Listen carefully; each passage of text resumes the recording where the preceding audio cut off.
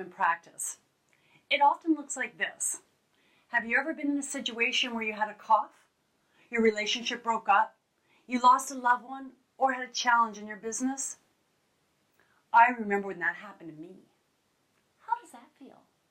You're about to share something about you, and I made it about me. Hello, I'm Suzanne F. Stevens, Conscious Contribution Cultivator. Welcome to weWednesdays, a short video infusion that makes your contribution count for you, your company, and your community. When you express a situation that may cause you discomfort, grief, stress, or anger, often someone will instantly try to empathize with you by saying, I remember when I was sick. I remember when I broke up with a loved one. I remember when I lost my dad. I remember when I had a business challenge. How did your expression for support become about the other person? This happens all the time.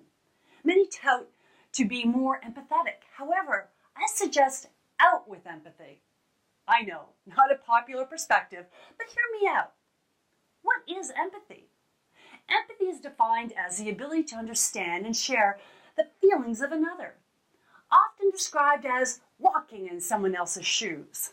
The problem with empathy is not whether to use it, it is how it is often used.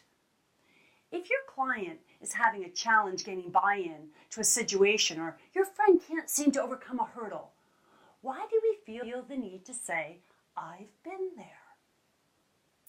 It is as if just because we have been there, we can relate.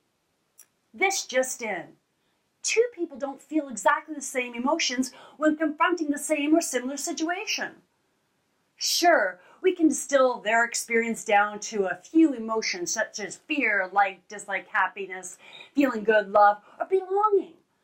But it is in the journey to the final emotion that is so diverse. A client that lost their biggest contract may be devastated, but they may have many other opportunities in the works, compared with to a client who loses their biggest client and they have been barely able to make ends meet for years. The backstory in the future situation is more complex than the result. Why is understanding the journey important to you and your connections with your colleagues, clients, collaborators, or people you contribute to?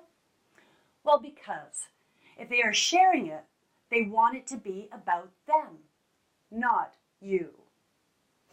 Perhaps what could be more appropriate emotion is to express sympathy. So empathy out, sympathy in. Sympathy is defined as the feeling of pity and sorrow for someone else's misfortune. You understand how someone else feels rather than sharing a feeling, as in the case with empathy. Another difference between empathy and sympathy is one can appear to be about you, empathy if you missed that, and the other is about them. Just in case, that's sympathy.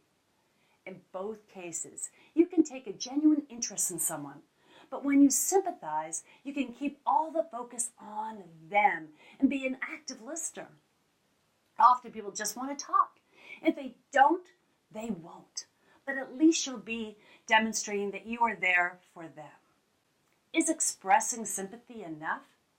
Sometimes being non-judgmental, active listener is all someone needs. As a matter of fact, I was coaching Leah Denbach, an extraordinary young lady who takes photos of homeless people. When Leah and her father, Tim, approach homeless individuals, they first and foremost enter into a conversation before they ask permission to take their photo. You can learn more about them in the link below. When Leah and Tim speak with homeless people, most welcome their interest and are happy that someone is truly talking to them and listening to their story. The journey to their new reality is never the same, and Leah and her father can only be sympathetic, as they've never walked in their shoes. Compassion takes empathy and sympathy a step further. Empathy is when you feel the pain of another. Sympathy is when you recognize and understand that there is pain. And compassion is the desire to alleviate the person's suffering. Compassion is not passive, but active. Leah does this by raising funds for the homeless shelter in Barrie, Ontario, with the sales of her book. The difference between empathy and compassion is well described in the Book of Joy. Empathy is simply experiencing another's emotion. Compassion is a more empowering state where we want what is best for the other person. The Dalai Lama describes it best.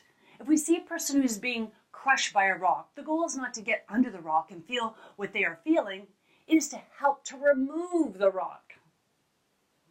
One of Dalai Lama's principal English translators and author of the course Compassion Cultivation Training, Jimpa is her name, and she says there are 4-step process for compassion. The first is awareness of the suffering.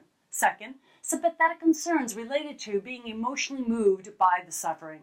Third, wish to see the relief of the suffering. And 4, responsiveness or readiness to help relieve that suffering. So, out with empathy. By immediately, which unfortunately is often when it happens, we say, I understand, I remember when or I remember when my client, all your thoughts go to me. And all the person who is vulnerable to sharing is thinking is, that is great, you or someone else you know has the same challenge, problem, situation. But right now, all I care about is me and mine. So please let me talk. I want to challenge you. To stop thinking about empathy is always the answer. More specifically, sharing is the answer. Sometimes a person may want to hear if you know someone in the same situation. Here's a clue. Someone will ask you, do you know anyone else who has gone through this? Okay, go crazy, share away.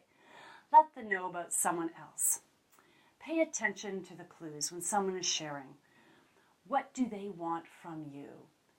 Get it wrong, and it just may make them feel worse than they did before the interaction. So 3 steps next time someone shares an unfortunate situation. 1, express concern. I'm sorry to hear of your, and be genuine.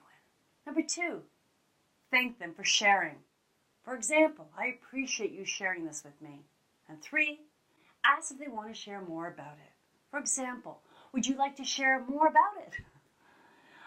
I wouldn't recommend asking, would you like to discuss it? Sometimes people need to be heard. If the opportunity presents itself, you can ask if they would like a perspective or listen to a similar situation.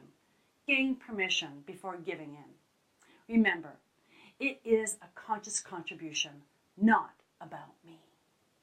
Here's the bonus. When you show compassion over empathy, we can separate our feelings from someone else's experience. You won't be burdened by the weight of their situation because you'll be slightly removed from their situation. Compassion is a renewed resource. When you feel empathy, but then extend a hand to alleviate someone's pain, you are less likely to have burnout. There's some links. Check out the blog and you can link to more information on all this. As suggested in the Chopra Center article written by Sarah Scherer, founder of Compassion It, points to research that indicates compassion and empathy employ different regions of the brain, and compassion can combat the burden of empathy.